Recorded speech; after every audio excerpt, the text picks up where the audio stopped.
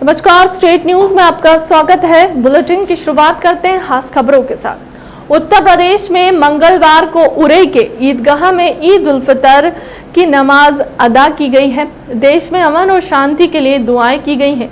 ईद उल फितर का त्यौहार मंगलवार को खुशियों के साथ मनाया गया। शहर भर की मस्जिदों में ईद की नमाज अदा की गई है। बाद में मुल्क में अमन और शांति के लिए दुआएं की गई।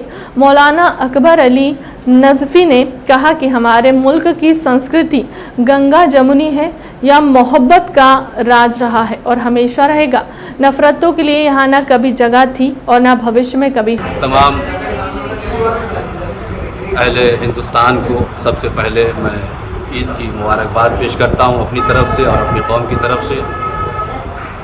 और मैं दूसरी बात ये अर्ज़ करना चाहता हूँ कि ज़िला प्रशासन और हमारे मुख्यमंत्री जी का तमाम प्रशासन का सपोर्ट रहा कि हमारा खैर आफियत के साथ हमारा पवित्र महीना रमज़ान मुबारक गुजर गया। और जो कुछ भी हमने इस महीने में इबादतें की और इस इबादतों के एवज़ में जो कुछ भी हमने अल्लाह से मांगा वो ये है कि हमारे वतन की सलामती, हमारे देश की उन्नति की दुआएं कामना की अल्लाह से और अल्लाह की बारगाह में दुआ व मुनाजात की कि खुदा बुजुर्गवार इस इबादत के एवज़ में हमारे मुल्क में शांति को बहाल रखे और जो भी परेशानियां हमारे मुल्क में आने वाली है उसे दूर करे और हम तमाम लोगों के अंदर भाईचारगी मोहब्बत को कायम दायम रखे और इंशाअल्लाह हमारे भाईचारगी और मोहब्बत कायम दायम रहेंगे। क्योंकि सबसे बड़ी चीज़ इंसानियत है। जिसके अंदर इंसानियत है वही इंसान है, जिसके अंदर इंसानियत नहीं है वो इंसान से बदतर है, वो जानवर है। तो और हम लोग अल्लाह की मखलूक हैं, एक दूसरे के बिना ज़िंदगी नहीं गुजार सकते। और जहाँ तक मुमकिन हो सके हम लोग इंसानियत का पैगाम दें, अपने अखलाक और किरदार को बेहतर से बेहतर बनाएं ताकि दुनिया और आखिरत में हमें इज़्ज़त से अल्लाह माला माल फरमाए। ईद की नमाज 7:30 बजे अदा की जाएगी। इसके बाद दुआ की गई है कि इसमें हम वतन भाइयों के लिए और हमारे देश में अमन शांति के लिए और देश तरक्की करे। हज़रत मौलाना अनवर साहब में दुआ कराई गई है। ईद मिलन मुरवास से तुलसी मेडिकल ग्रुप और नामदेव परिवार द्वारा ईदगाह परिसर में स्टॉल लगाकर अपने हाथों से मुस्लिम भाइयों को गुलाब जामुन देकर ईद की मुबारकबाद दी गई। Santosh Namdev, doctor Mukesh Devendra, master Dilip uncle, Jugraj, सब परिवार ने अपने हाथों से मुस्लिम भाइयों का गुलाब जामुन देकर मुंह मीठा कराया और गले लगकर ईद की मुबारकबाद दी है। वैध सोनोग्राफी मशीन बेचने के मामले में बीपीएल कंपनी के मैनेजर और एजेंट गिरफ्तार। बिना अनुमति के बेची थी मशीन। महिला डॉक्टर पहले ही गिरफ्तार हो गई। अवैध गर्भपात मामले में हुई कार्यवाही। नम्रता सोंधिया, एसडीओपी मुल्ताई। नम्रता सोंधिया का कहना है कि अवैध गर्भपात के मामले में जांच के दौरान बैतुल सीएमएचओ को निजी अस्पताल में अवैध सोनोग्राफी मशीन मिली। इसी को लेकर पुलिस ने कंप्लेंट की गई थी। बिना अनुमति के मशीन बेचने को लेकर बीपीएल कंपनी के 2 अधिकारियों को गिरफ्तार किया गया है। जैसा कि आप सभी लोगों को जानकारी है कि कुछ दिन पूर्व आमला में एक अवैध गर्भपात करने के आरोप में करुणा हॉस्पिटल के ऑनर डॉक्टर बंदा कापसे की गिरफ्तारी की गई थी।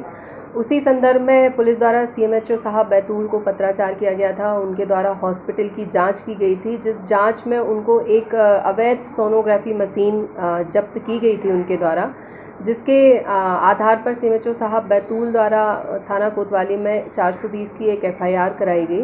जिस एफआईआर में उस अवैध सोनोग्राफी मशीन की हमने जांच की कि वो मशीन कहाँ से लाई गई थी डॉक्टर बंदा कापसे द्वारा, जिसमें हमें जांच दौरान इन्वेस्टिगेशन के दौरान पता चला कि ये जो अवैध सोनोग्राफी मशीन थी ये भोपाल की एक बीपीएल कंपनी है जिसके द्वारा इनको बेची गई थी।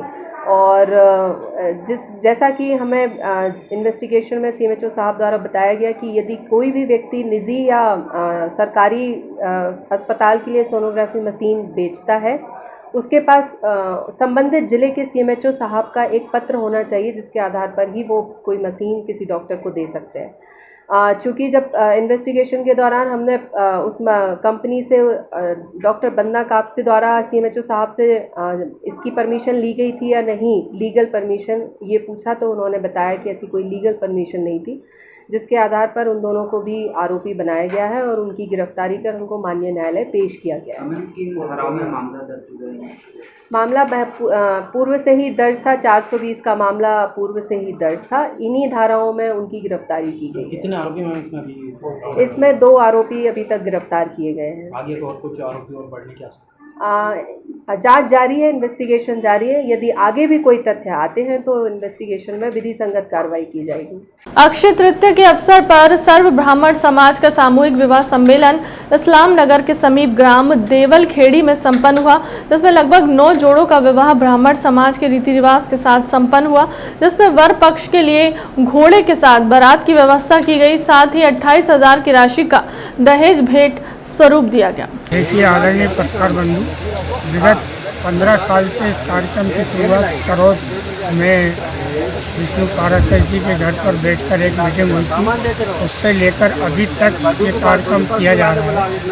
हर वर्ष हम इसको ब्राह्मण समाज से ही सहयोग लेकर करते हैं। शासन प्रशासन या मुख्यमंत्री कन्यादान योजना से किसी प्रकार का कोई सहयोग हम लोग नहीं लेते हैं। हर वर्ष हमारे यहाँ 55 जोड़े 60 जोड़े जिनका शादी हम लोगों ने की है। और हमारी समाज में जो एक फिजूल खर्ची की भावना होती है उसको रोकने के उद्देश्य से हम लोग ये कार्यक्रम करते हैं। जो लोग घर से शादी करने में सक्षम नहीं होते हैं वो हमारे ही ब्राह्मण बंधु होते हैं, और वो लोगों को ऐसा एहसास हम लोग नहीं होने देते हैं जैसे कि हम यहाँ पर घोड़े से बारात लगवाएंगे। पूरा दहेज का सामान, हम टीवी, कूलर, अलमारी, 21 बर्तन, पूरा सामान जो डेली यूज की चीज़ में होता है हम ब्राह्मणों से सहयोग मांगकर उनको प्रदान करते हैं। और इस बार हमारा आयोजन थोड़ा दूर हुआ है कोरोना काल की वजह से, और नहीं तो इसमें पूरे मध्य प्रदेश के लोग इसमें भागीदारी निभाते हैं। इस बार हमारे 9 जोड़े हुए हैं, लेकिन पूरी समाज ने हमें बहुत सहयोग दिया, इसलिए हम समाज के और सभी बंधुओं के आभारी हैं। महोदय, देखा जा रहा है यहाँ सारी चीज़ें बहुत ही व्यवस्थित हैं, और जो आप संगठन की ओर से दे रहे हैं घरेलू उपयोग में आने वाला सामान जो दहेज के रूप में दे रहे हैं वो भी सभी इसमें है। किस प्रकार का समाज का सहयोग है? ये पूरा कार्यक्रम और पूरा जो दहेज का सामान है समाज बंधुओं से हमने धन एकत्रित किया है, उनसे सहयोग राशि ली है, उन्हीं के द्वारा उन्हीं पैसों से। कृपया पंक्ति देख ले, कुछ पंक्ति। आगामी आयोजन कब होगा? आगामी आयोजन कब होगा? हर वर्ष अक्षय तृतीया को जब तक प्रभु की इच्छा होगी तब तक होता आया, होता रहेगा, होता रहेगा जी। बहुत बहुत मतलब हमारे अध्यक्ष चेंज होते रहते हैं, प्रतिवर्ष हम अध्यक्ष चेंज करते हैं। अभी हमारे कोरोना काल से और ये हमारे चंद्रमा मूर्तिया जी अध्यक्ष हैं, संस्थापक अध्यक्ष मैं ही हूँ, शुरुआत हमने ही की थी, तो हम प्रतिवर्ष अध्यक्ष इसमें चेंज करते हैं। तो समाज का पूरा जिला गुना सुबह मुस्लिम समाज ने ईदगाह पर अल्लाह की इबादत के साथ मनाई ईद, तो वहीं हिंदू भाइयों ने अक्षय तृतीया भगवान परशुराम के प्रकट दिवस को धूमधाम से मनाया। परशुराम चौराहे पर गुना कलेक्टेड फ्रैंक नोबोले, पुलिस अधीक्षक राजीव कुमार मिश्रा ने भी की है भगवान परशुराम की पूजा अर्चना। वहीं सर्व ब्राह्मण समाज ने भगवान परशुराम की शोभा यात्रा धूमधाम से पुरानी गल्ला मंडी से शुरू की गई है, जो शहर के मुख्य मार्गों से होते हुए दुबे कॉलोनी हनुमान के मंदिर पर हवन पूर्ण आहुति भंडारे के साथ शोभा यात्रा का समापन हुआ। बच्चों, बूढ़ों, महिलाओं ने भी दिया साथ। भगवान परशुराम जी सर्व आरावर और शक्ति और भक्ति और शिक्षा तीनों के प्रणेता देवता हैं। भगवान विष्णु के छठे अवतार हैं और शौर्य बल तेज में पूरी पृथ्वी पर उनसे अद्वितीय दूसरा कोई हुआ नहीं। उनकी आज प्राकट उत्सव है और इस प्राकट उत्सव में सभी समाज के लोग, जिसमें प्रमुख रूप से ब्राह्मण समाज भगवान परशुराम जी का प्राकट उत्सव मनाता है और शहर के सभी समाज के लोग उसमें अपनी भागीदारी करते हैं। नमस्कार, जय श्री परशुराम। मैं निशांत शर्मा, प्रदेश कोषाध्यक्ष अखिल भारतीय ब्राह्मण एकता परिषद। हम लोग आज यहाँ भगवान परशुराम जन्मोत्सव मनाते हुए परशुराम चौक पर इकट्ठे हुए। जैसा कि हमारा कार्यक्रम सुनिश्चित था, यहाँ पूजा अर्चना करने के बाद तेलगानी पर अखिल भारतीय ब्राह्मण एकता परिषद द्वारा स्वागत रखा गया है। भव्य सर्व सनातन धर्म का जो जुलूस निकल रहा है, सर्व सनातन ब्राह्मण जो जुलूस निकल रहा है उसका स्वागत करेंगे, और उसके बाद वहीं से हम सभी लोग यहाँ से तेलगानी चौराहे तक बाइक के माध्यम से वहाँ तक पहुँचेंगे, और एक छोटा सा जुलूस बाइक के माध्यम से जो है वहाँ तक तेलगानी तक रखा गया है। और उसके बाद सर्व सनातन ब्राह्मण जुलूस में सम्मिलित होकर गुना में सब ब्राह्मण आज जोगीपुरा टोल पर बड़ा विवाद, टोल कर्मियों को दौड़ा कर पीटा, चाकुओं से हमला, 6 घायल, 4 की हालत गंभीर बताई जा रही है। सभी घायल ब्यारा पंजाबी अस्पताल में भर्ती हैं। बारातियों की गाड़ी में फास्टैग काम नहीं करने पर हुआ विवाद। ब्यारा की ओर लोडिंग गाड़ी उनके पीछे जा रहे करीब आधा दर्जन से ज्यादा बाइक सवार लोगों ने टोल पर जमकर मचाया उत्पात। टोल ऑफिस में घुसकर एक कर्मियों को पीटा। गुना जिले के कुंभराज सम्मेलन में आए थे बाराती टोल प्लाजा पर प्राणघातक हमला से बचने के लिए टोल कर्मी गार्ड ने किया। फिलहाल के लिए अब तक की खबरों में इतना ही। देश दुनिया के तमाम बड़ी खबरों के लिए बने रहे हमारे चैनल के साथ। नमस्कार।